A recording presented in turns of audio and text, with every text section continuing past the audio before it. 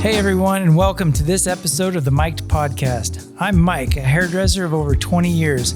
One of the best parts of my job is the conversations that I get to have with all of my clients. We talk about anything and everything and invite you to listen in as we get mic'd up for today's conversation. We had Mari in the chair today. She had to deal with death in a way that most people only dream of, from the loss of her mother as a young teen to losing not one but two children before they turned 2. I hope this episode can help everyone remember the simple joys of life because it is precious. Enjoy. Well, welcome. Thank you. Happy to have you here today. I'm excited to be here. Well, so this is kind of fun because we've never met, and this is my first time doing your hair. So I'm really excited to kind of get to know you. I have everybody that comes fill out a questionnaire, and you filled that out. But before we get started, I just kind of want, introduce yourself. Who are you? Tell me, give us your little background of who you are. And my name's Mari, and I'm a mom. I have 3 children, but just one here on Earth. Okay. He's 6. He's crazy. As most 6-year-olds are. I was born in Utah. I've always lived in Utah. Utah County mostly. Okay. Juab. And how old are you? I'm 26. 26. I'll be 27 this year. Oh, man. What I'd give to be 26 again. So now this is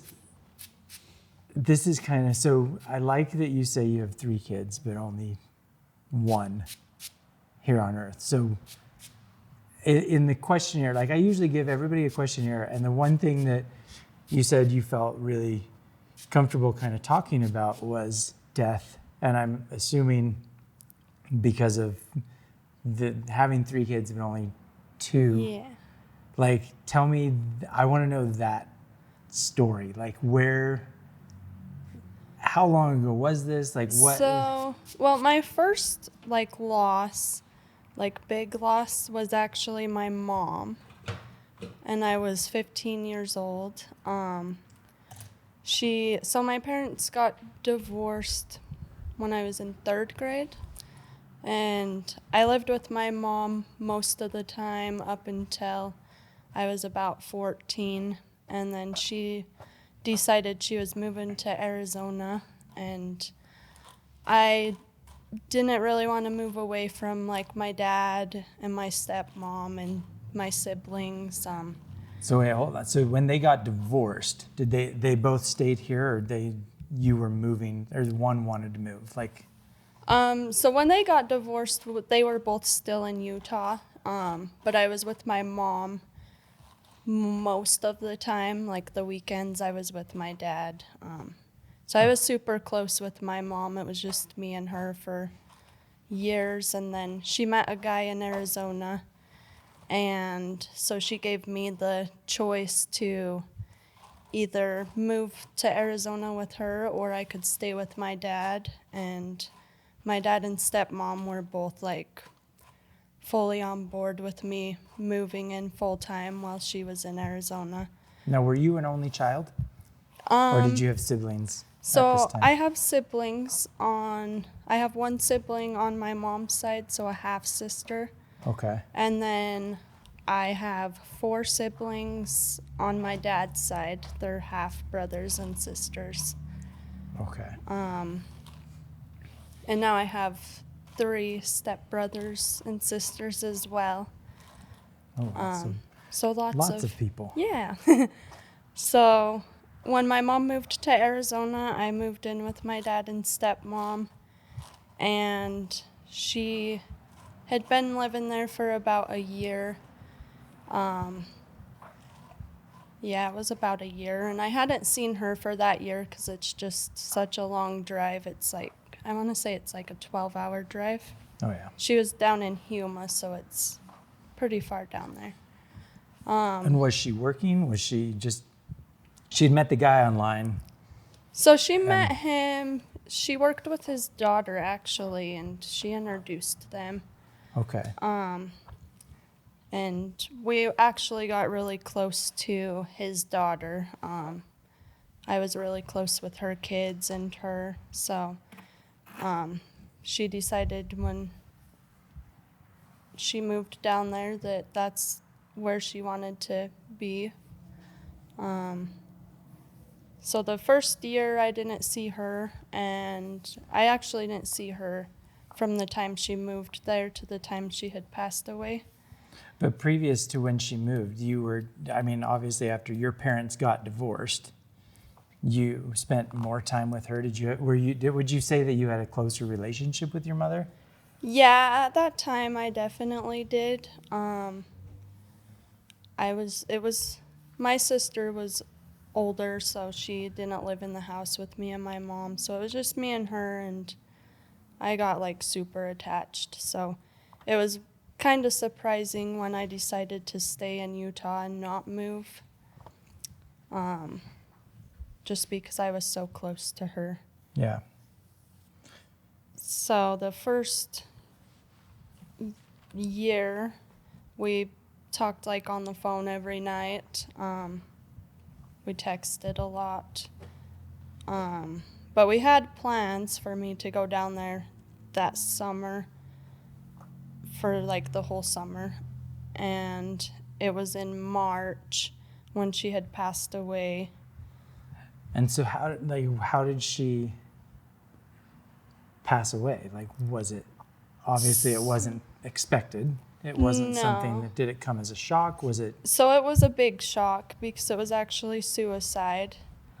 I mean, she had been going through a lot before she had moved to Arizona. She just, I don't know, she wasn't really the happiest like she always was. Do you know, did you have any clue? It's one of those things, I feel like I've known people that have committed suicide before, and you constantly think, after the fact, why did I not notice it? Or why, you said she wasn't as happy as she once was. Yeah. But was it anything that you guys noticed that you're like, hey, something is majorly wrong? Or No, I was also a kid, so I don't think I really paid attention a whole lot. But I think it was a big surprise for everybody, especially because we had only really talked to her over the phone. All of her family and friends, they all live here in Utah, so none of us really seen her for that year, so it was really unexpected. So how do you process that? I feel like that would be, because you're how old at this point? I was 15. Okay. So I was in junior high still. So how do you process? What is the process for you? You find out, who was it that was it your dad that? Yeah, so actually, she passed away on a Thursday. It was March 21st, 2013. It was on a Thursday evening. And we actually didn't find out until the next day that it had happened. The cops in Arizona had to contact the cops in Payson, which is where I was living at the time. And so it was a Friday and I was at school, so the cops came to my dad's house and they asked my dad if I was home, and he said no, she's at school. And I think he probably thought I was in trouble or something. So they were questioning why they were looking for me, and so they had told him that my mother had passed away. And I think they were actually going to come to the school to tell me, and my dad told them not to, that he would rather go and check me out and let me know. So I was in school. I still remember I was in a keyboarding class. I was typing, and I got called down to the office to check out. And it was really weird because, like, my parents didn't really check me out of school very often unless, like, we were going out of town or something. So my dad goes racing a lot. He races race cars, dirt track racing. Okay. So I was like, well, maybe we're going racing. So I was kind of excited. And then I got to the office, and my stepmom and dad were just kind of standing there. Like, they looked really serious. Like, I thought they were mad. But now I know, like, they probably didn't. They were probably in shock. And to me, it looked like they were just, like, really serious. And so I was like, what did I do?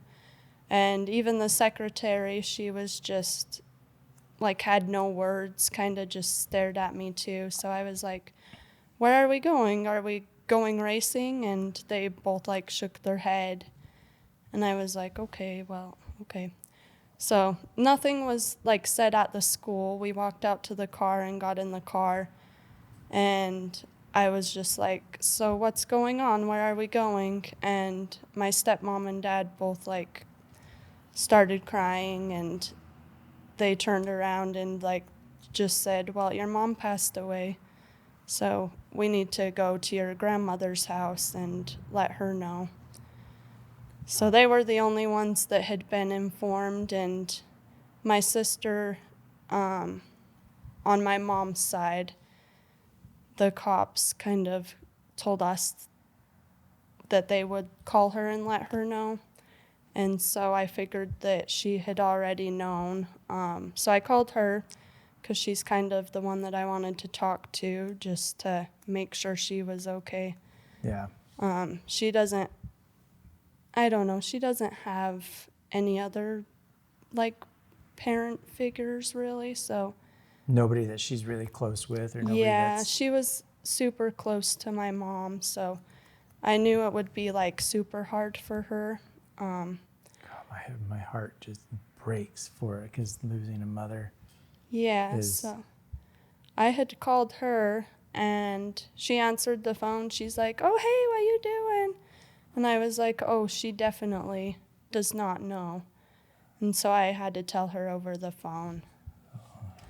And it was rough, but. Now, was your dad and mom, like, even though they were divorced, did they maintain, like, a civil, decent relationship? Like, they. Yeah. Like, I've seen, there's been some that they get divorced and they just hate each other. So And I there's others think that. my mom and stepmom, they got along a lot better. But my dad and mom, they got along too. Which is great. I mean, it's great when people can divorce but still maintain civility, especially for kids.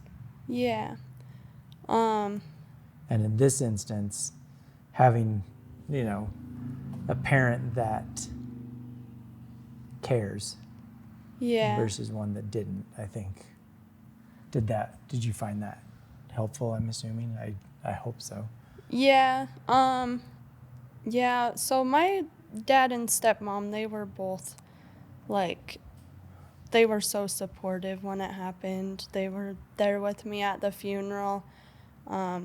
I kind of wanted to be with my grandma at the time, which is my mom's mother.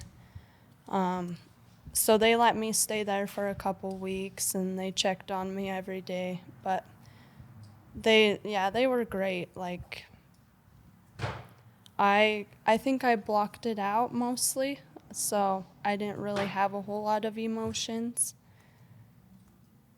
I really blocked it out, like, for probably 9 years, and then that's when I finally decided that she was really gone. Really, after 9 years, it took that long to kind of. Yeah, so where she was living in Arizona for the first year, and we only, like, talked over phone. I think that's a big reason why I blocked it out. I just kind of told myself that she was still in Arizona, and I just figured, like, I could call her, even though I never tried. Like, I knew I couldn't call her, but in a way, I kind of like made myself think that she was still in Arizona. So by blocking it out, though, like what was it that made you decide to finally unblock it, if you would, like unblock it and actually, like, I don't want to say like process it or accept it or whatever, I don't know what word you would use to describe, but. So it's actually another loss that kind of made me realize that I had blocked it out for so long and that I needed to realize that it was actually real. My daughter, it was actually when she was born, I would say. I had my daughter in 2022. And is this your first daughter? No. Well, yeah. Yeah. I only have one daughter. So. Yeah, okay. And she passed away as well. But when she was born, that is when I think it was like the mother-daughter relationship between me and her that kind of made me realize that I had blocked out my mom's death for so long. It was, I don't know if it was like postpartum on top of it, but I just kind of went through a lot right after she was born. I took her to the cemetery a lot. She also had my mom's middle name too. So I don't know if that was like part of the reason. There was some sort of connection, which is honestly, I've heard, like, so my wife has had a lot of, parental issues or things and they never bothered her. But with her, it was the point where we had our third child that my wife actually ended up having some trauma come back up because of the situation. So it makes a lot of sense that that's where it would then all of a sudden come back for you. Yeah. See, at the time, I thought it was just postpartum. I was just like missing her. And then I realized I was like, I never really did grieve the loss of my mom. I was a teenager and I just kind of blocked that out and just assumed she was still in Arizona this whole time. So at that point, when you recognized it, did you go through like a grieving? Like, Yeah, did it all I definitely kind of did. flood in? After I had her, I really didn't leave my bedroom. I didn't really want to eat. I cried every day. I was just sad for like 3 months until I went back to work after maternity leave. Yeah. And so I just assumed it was postpartum, but then I thought about it more and it was more. I think I was grieving my mom. So then, was your daughter she died as an infant, during birth, after birth, like? So before her, she's my last that I had. I was pregnant with a little boy, and I had a really rough pregnancy, which is weird. So my little boy at home, that is 6, his pregnancy was 100% normal. We had 0 issues. And then when I had my second pregnancy with my son in 2020, it was not easy. It was one thing after another. It seemed like it started with like a hemorrhage, and then my water started leaking way too early. And I went into labor at 26 weeks. Oh, wow. They were just going to admit me into the hospital and try to hold him in until 32 weeks, so we knew we were safe. But it was like an hour after they had admitted me that they realized I was already in labor and they needed to like get him out right away. And so I had him. I seen him for like 2 seconds, I just seen this tiny thing. He was like 1 pound, 5 ounces. So he was just this teeny tiny little guy. And they rushed him off so fast, and they got me all dressed and cleaned up, and they wheeled me. I thought I was going to go see him, but they wheeled me into a room, and me and his dad were in the room, and they started like giving us percentages, like he has a 30% chance of living. I think they kind of have to give you all these like statistics. Doctors have to tell you worst case scenario. Yeah. So they told us he had a 30% chance of surviving. If he would have been a female, it would have been more like 50%, which that is not what I wanted to hear at that time, but I think they just kind of have to tell you. Why if he was a female? I guess girls just thrive better. Girls are stronger, I guess. Like that's what they say, but and I've read it, and I don't know what the difference is, but so after they gave us all these percentages, they finally let us go see him. But he was born in 2020, so it was during COVID. And they had so many rules in the NICU. At the beginning, it was only one parent allowed in the NICU per day. So if I went to see him, his dad couldn't go and see him. We both couldn't go together for the first couple days. It was like the third day that they removed that rule, so both parents could go in. Looking back at COVID, I understand people were worried they didn't know, but that type of stuff was, it's criminal to me. Like not allowing a mother and a father to be in holding their child together, or a dying parent having their kids there. Like it's one thing through that whole pandemic that I was like, So you guys had to take turns going in. Well, so it was really, we didn't think I was going to go into labor so early, so we weren't like really financially prepared yet for a baby or missing work right that second. So I went in every day and seen him, and his dad went back to work. I think it was after a couple days, but it was like day 3 that they decided both parents could come per day, so we were able to both go in. And he was doing really, really good for the first week. His lungs were not fully developed at all, so he was struggling with that. But we weren't ever able to hold him.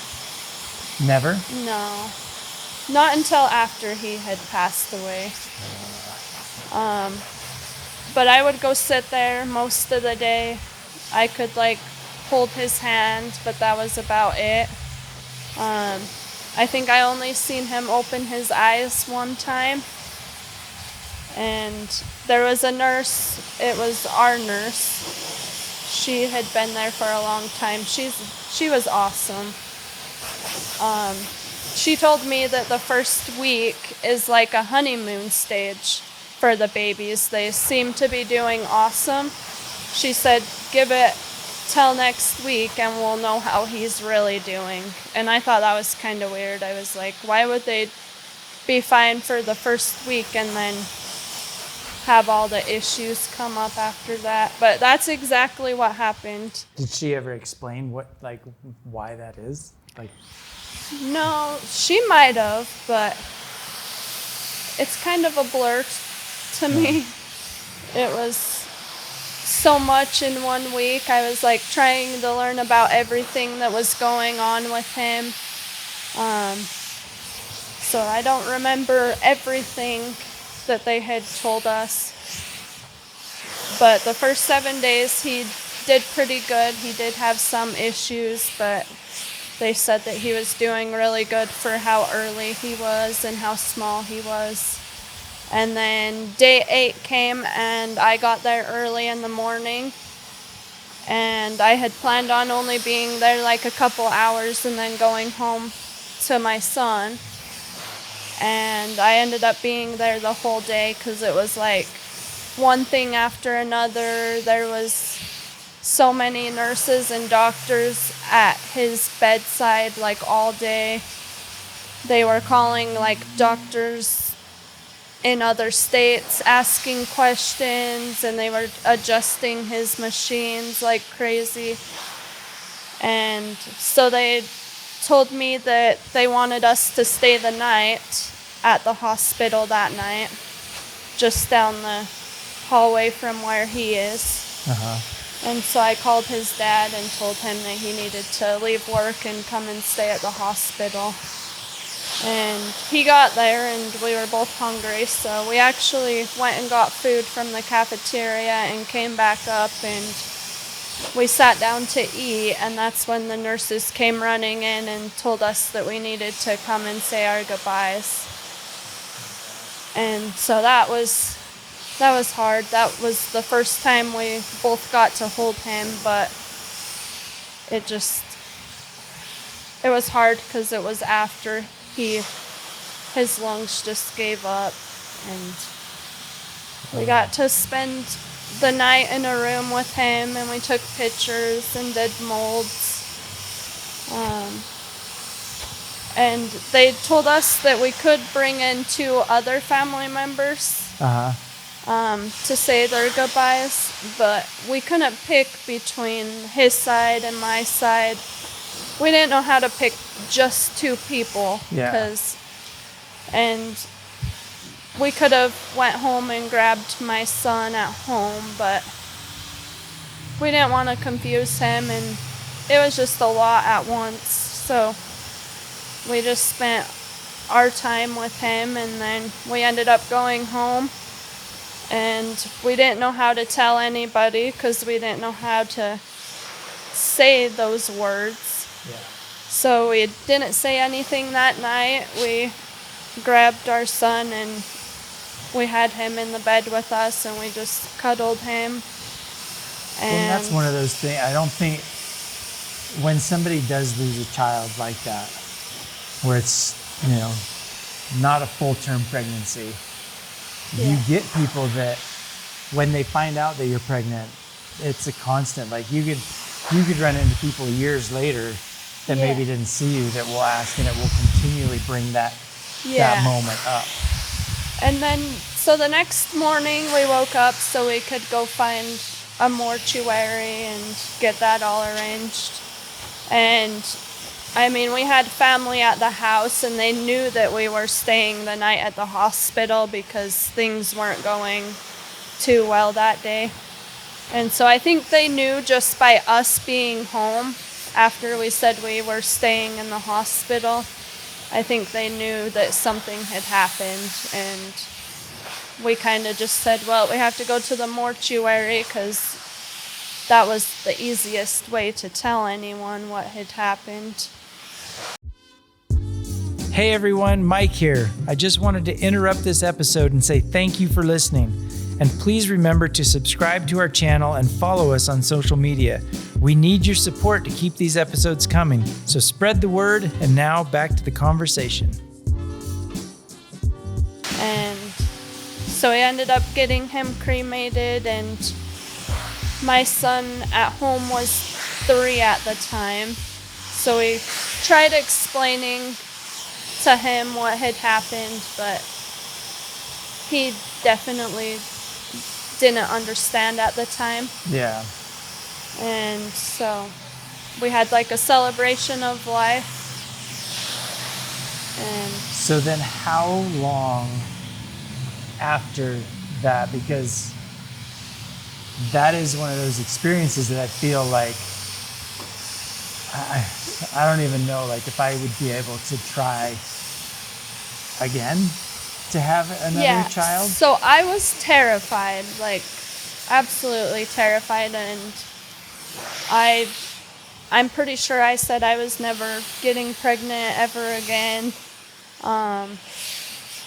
But it was about a year later that I ended up pregnant, and it wasn't, I mean, we weren't like surprised, but it wasn't planned either. And so when I found out, I was actually terrified. And I was gonna say, so what are those, like, what goes through your head? Like, can you explain, like, what your thoughts would be at that moment? You take a pregnancy test and you're like, what? So I was putting things in my head, like the pregnancy with my son who had passed away. I had like a lot of pain with him, like a lot of bleeding just because of everything going on. And I just didn't feel right that whole pregnancy. And so with this pregnancy, I kept thinking I was feeling the same, even if I wasn't, because I was just so terrified that the same thing would happen. And it was like right when I found out, I wanted to get into the doctor, like right that second, and see if there was any issues. And they did get me in pretty quickly too, and they got me back into maternal fetal medicine quickly. Okay. And so was that pregnancy easier? So they got me on a medication that basically just stops you from going into labor until you stop taking the medication. Okay. It's like, I think it's progesterone that they use. Yeah. So I was on that, so that made me feel a teeny bit better, but I did go to the hospital and Instacare all the time, every time I thought one little thing might be wrong.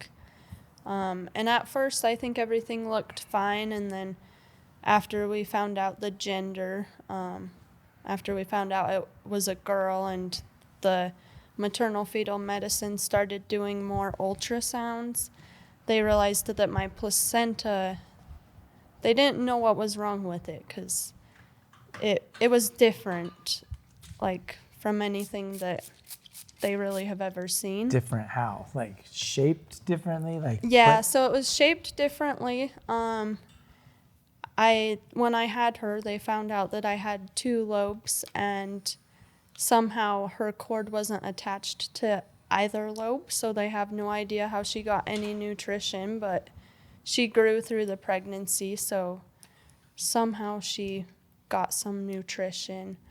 But it wasn't until I had her that they seen what it really looked like, because one lobe was blocking the other lobe, and so that's why in the ultrasounds they couldn't see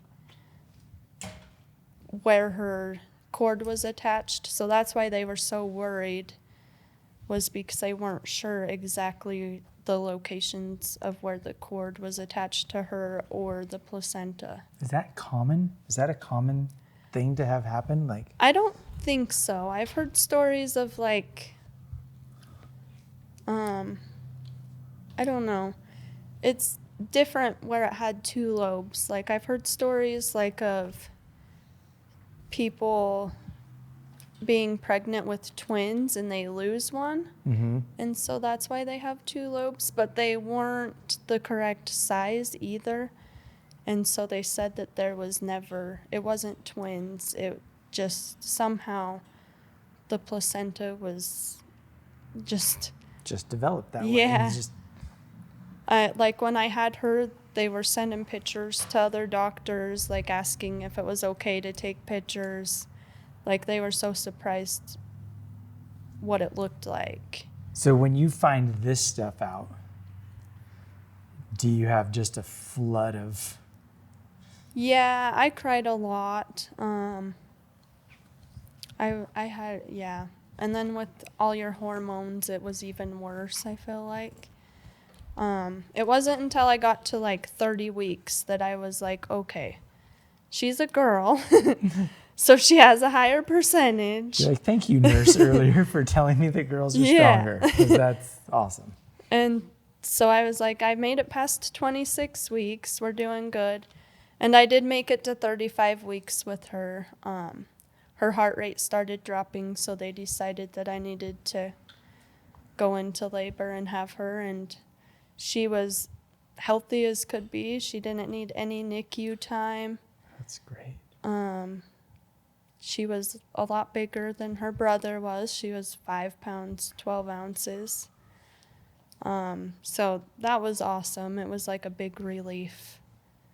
It was like, once I made it to 26 weeks, I was like, okay, we made it here.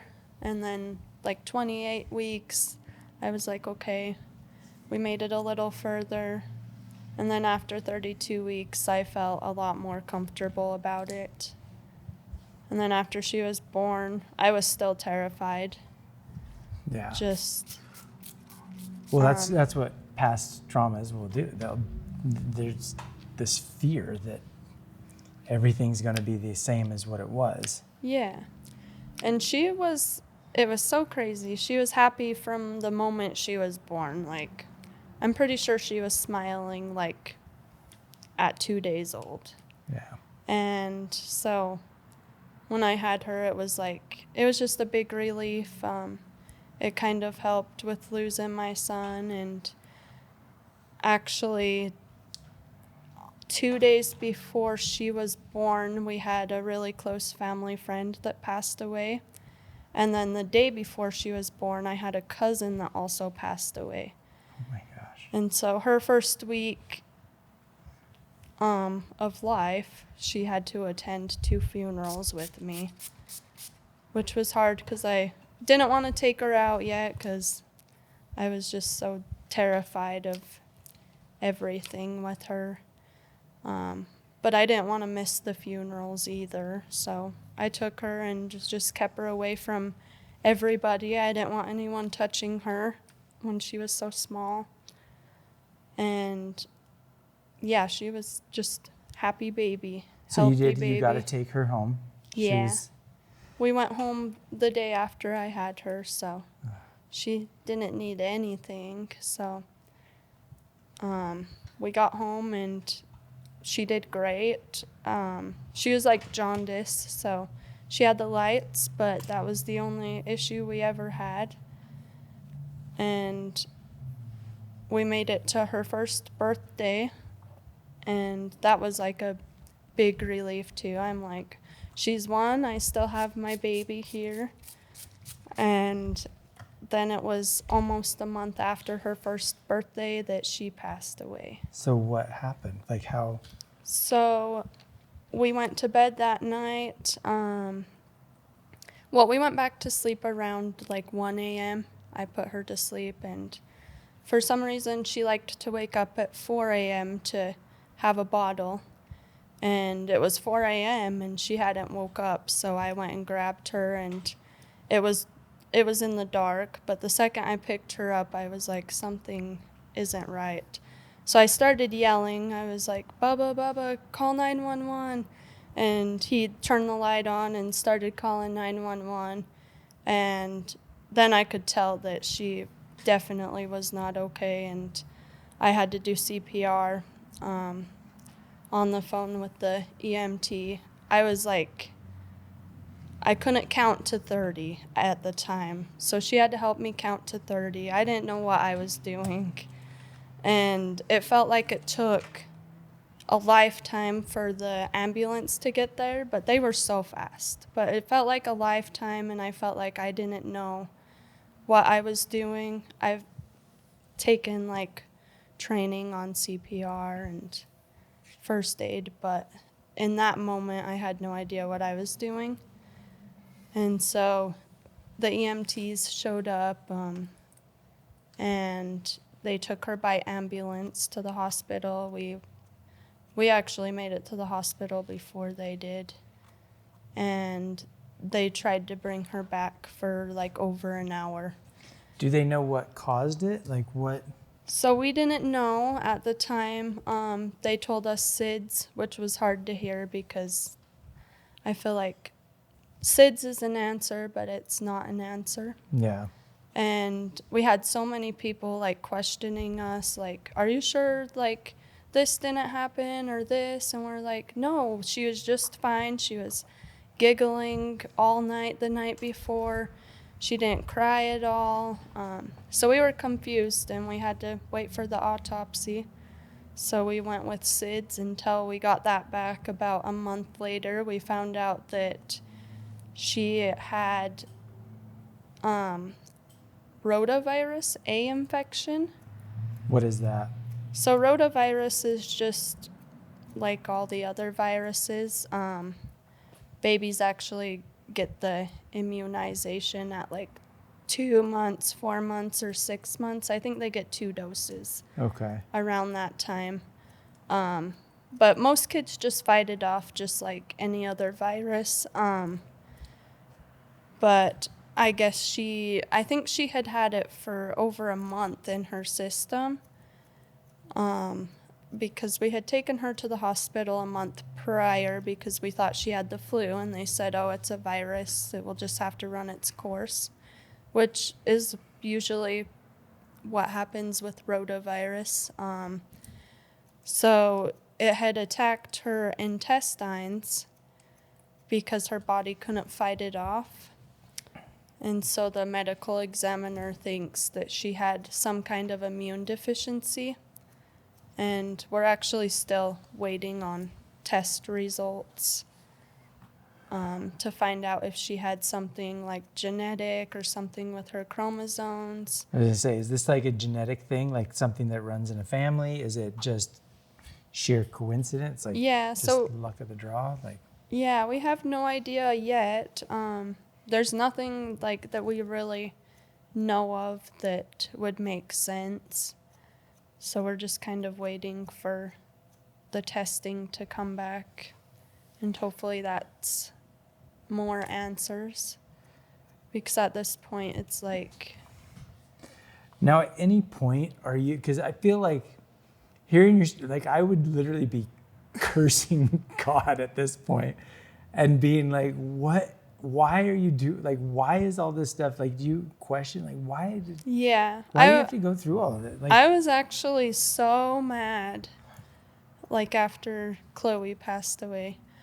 I was just angry, and I still don't get it, but... So how do you find, because talking to you now, like, you seem very... I don't want to say, like, very at peace with, like, knowing that this stuff has happened and it's tragic. It's like horrible, horrible stuff. Yeah. But you seem like, how do you go from,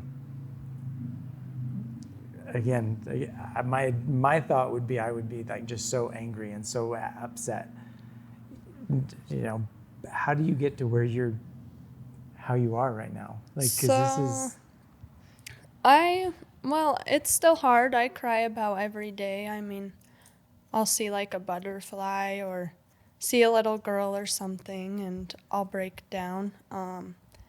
Or even like, now it's even worse, like with little boys too. It kind of like brought back that loss as well. Okay.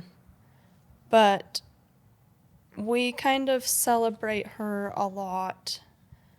We have lots of family, and like, we kind of made the holidays all about her, and just like celebrating her and making things about her or my son, that helps a lot. I've had a lot of other mothers that have lost children add me on social media, and I talk to quite a bit of other mothers a lot, and that seems to help. So finding other people that have gone through the same situation to... Yeah.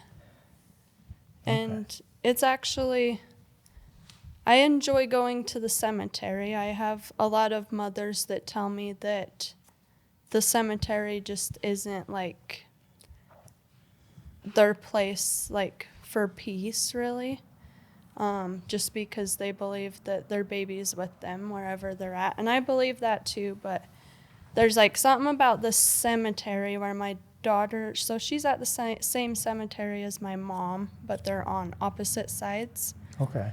And her side is the new side, so it's just like wide open grass where she's at right now, kind of. And so all of the cousins and all of the family will just go and hang out there for a couple hours, and it's like really peaceful being there. So that helps. I try to stop by there quite a bit. That's wild. Like, I mean, I guess it's good to find those places where you can reflect peacefully and quiet and have like, so then having one child that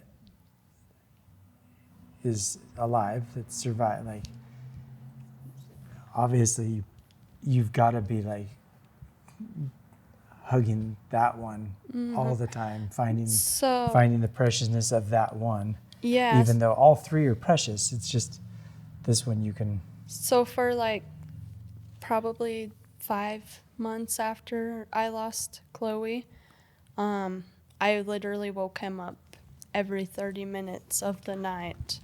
I would make him sit up and answer me, like, if he's okay. And so he was tired all day for like 5 months, but I couldn't help myself. I couldn't just walk past and see him sleeping. I had him sit up and tell me he was okay. Yeah. And I've got through that part pretty well. I mean, now it's like every couple hours of the night I have to wake up and make sure he's still over there snoring. Yeah. But I think my nightly routine would definitely change. I would be up at all hours.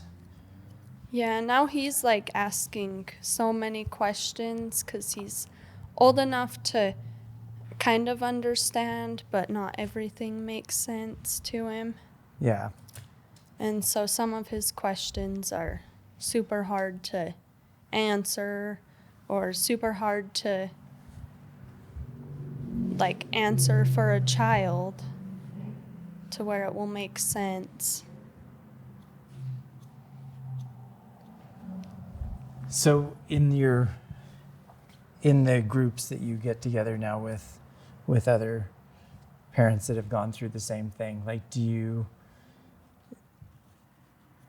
what advice do you guys give each other, or what do you like? Is it just talking about it as what is comfortable? Yeah, or? I think it's just talking about it that is comfortable. And it was easier so they have a support group at the hospital, and I always get like a card in the mail every month ever since my son passed away in the NICU. But I never went until Chloe passed away. Yeah. And so that was like the first thing that actually that helped me a little bit after she had passed away. Just hearing others' stories and knowing that they're still doing okay. Now, is it your husband? Is it your just partner? Yeah. Like, you guys are still together? Yes. Because I feel like that's another part that sometimes when that stuff happens, it can really be rocky on a relationship. So how have you guys kept? So we've had a lot of anger towards each other. Why towards each other? We don't mean it to be towards each other, but that's just, I feel like all the anger we have, we accidentally kind of take out on each other. So we're still kind of learning. I mean, the holidays were hard because we didn't really care to celebrate at all. Yeah. But we still had to do something for my son at home. But I think just like communicating and doing things together to remember both of them helps quite a bit. Honestly, I think that's an incredible story. I can't believe that one person has had to go through so much. I know. I don't understand it, but the fact that you're sitting here, that you're able to tell this story, that you're able to really just like process it and be able to kind of break it down in a way that it's understandable, and that you found, again, I don't want to say found peace in it, but you've found a way to accept it and continue. Because I mean, I've seen or heard stories of many people that same thing would happen just one time and they lose it. Mm-hmm. They're disconnected. They're no longer able to be a functioning member of society, but you are. I kind of like have to tell myself like 80,000 times a day that I will see them again, and I don't think they want me to like live life not okay forever. See, I like that. Yeah, and I like that you still, I love that you say I have 3 kids, because you do. Yeah. For a while, I didn't know how to answer that question. Like, I went on a field trip with my son, and there was another mom that was like, "Oh, how many others do you have?" And I said, "I have 3 children, but the other 2 are in heaven." And it kind of makes it easier. Sometimes I feel like the other person feels bad for asking, but see, I find it very refreshing that people will, because it opens you up for get to know me. Yeah. Get to hear my story, get to understand who I am. Yeah. And it's a part of your life. Like, why not share it? Yeah. So I am exceptionally grateful that you've shared with me. So thank you. I guess the last thing that I would ask is there any, because again, depending on who might be listening to this, there may be somebody out there that's had the same experience or had something similar. What advice do you give to them? Like, I've gone through all of this. This is the lesson I've learned, so I'm going to share this with everybody else. So I don't even know who it was, but I had someone tell me to watch for like the little signs that they're still here. And I mean, at first I was kind of like, yeah, what signs? Like, whatever. But now, like, I feel like every day I do see like little signs that the 3 of them are still here. Like, sometimes it's like a certain song on the radio, or it's a butterfly. Butterflies are Chloe's thing. Okay. Or like birds are Roscoe's thing. Like, one day there was a butterfly and a bird that was just like flying like right around my head. And I was like, why is there a bird with a butterfly? But it makes sense to me. So it's like the little signs, I watch for those, and that's what makes me know that they're still around. I just got the chills. Thank you. Thank you. That was really wonderful. Like, I really do appreciate you sharing that story. And even me, like, I haven't had to deal with death a lot in my life, but the ones that I have, I think for me, walking out of this today, I'm going to pay a little more attention to those things. So yeah. Thank you for having me. That was wonderful. Your hair is beautiful. You're beautiful. Thank you again. And that's it. Thank you.